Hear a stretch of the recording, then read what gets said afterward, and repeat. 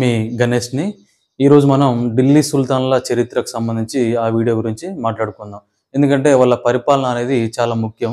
ప్రతి ఎగ్జామ్‌లో గూడా వాళ్ళ గురించి అడుగుతారు. ప్రాచీన భారతదేశంలో ఢిల్లీ ఏ విధంగా ఉంది? మధ్యయుగ భారతదేశంలో ఏముంది? నేటి భారతదేశంలో ఏం జరిగిందనేది ఒక్క వీడియోలో మీకు అన్ని అంశాలు చెప్పిన. మన యూట్యూబ్ ఛానల్ గణేష్ వీరవేణ. దీన్ని సంప్రదిస్తే దాని డీటెయిల్స్ మొత్తం ఉంటాయి. అంటే ప్రాచీన భారతదేశంలో కురు రాజ్యం అని ఉంటది. దీనికి 2 రాజధానులు ఉంటాయి. ఇంద్రప్రస్థ, హస్తిన అనేది ఉంటది. ఆ తర్వాత మౌర్యుల కాలం నాటికి ఇవి కనుమరుగైపోతాయి.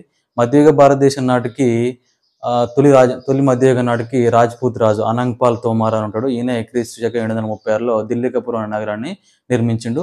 ఆ తర్వాత వచ్చిన ఇస్లామిక్ సుల్తాన్‌లు ఢిల్లీ నగరం చుట్టూ 7 నగరాలను నిర్మించిర్రు. దాంట్లో 5 ఢిల్లీ సుల్తాన్‌లు, 2 మొఘల్ సుల్తాన్‌లు నిర్మించిర్రు. ఆ విధంగా మధ్యయుగ భారతదేశం నాటికి ఢిల్లీ డెవలప్‌మెంట్ అనేది జరిగింది.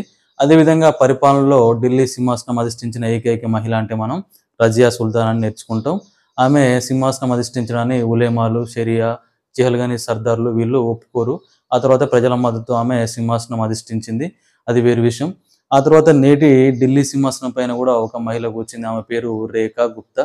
రీసెంట్‌గా జరిగిన ఢిల్లీ ఎన్నికలలో బీజేపీ 48 సీట్లు గెలిచి గవర్నమెంట్‌ను ఫార్మ్ చేసింది.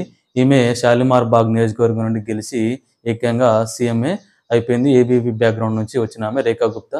దీంతోటి భారతదేశంలో మహిళా సీఎంగా పనిచేసిన ఎన్నో మహిళ అంటే ఈమె 18వ మహిళ. ఫస్ట్ మహిళ అంటే మనకు సుచేత కృపలాని అని చెప్పాలి. ఈమె యూపీ రాష్ట్రానికి తొలి మహిళా సీఎంగా పనిచేసింది. నెక్స్ట్ ఢిల్లీకి రేఖా గుప్తా గారు 4వ మహిళా సీఎం. తొలి మహిళా సీఎం అంటే సుష్మా స్వరాజ్ అని చెప్పాలి. రెండవ ఆమె షీలా దీక్షిత్ ఐఎన్సీ నుంచి చేసింది. నెక్స్ట్ మూడవ ఆమె అతిషి మర్లేనా. అరవింద్ కేజ్రీవాల్ అరెస్ట్ అయినప్పుడు ఢిల్లీ సీఎంగా బాధ్యతలు స్వీకరించింది.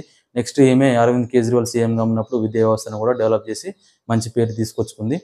నెక్స్ట్ 4వ మహిళా సీఎం ఢిల్లీకి ఎవరంటే రేఖా గుప్తా. టోటల్‌గా భారతదేశంలో అయితే 18. మళ్ళా 18కి సంబంధించిన అంశాలు కూడా చెప్పిన. అష్టాదశ శక్తి పీఠాలుంటాయి, అష్టాదశ పురాణాలుంటాయి, అష్టాదశ తీర్థులనే అధికారులు కాకతీయుల కాలంలో ఉంటారు, అష్టాదశ పన్నుల వ్యవస్థ పల్లవుల కాలంలో ఉంటది, 18వ లోక్సభ ప్రస్తుతం నడుస్తుంది. నెక్స్ట్ ప్రస్తుతం జరిగే ఐపీఎల్ ఎడిషన్ కూడా 18వ ఎడిషన్ 2025లో. ఈ విధంగా 18కి సంబంధించిన అంశాలను మొత్తం చెప్పిన ఒక వీడియోలోనే.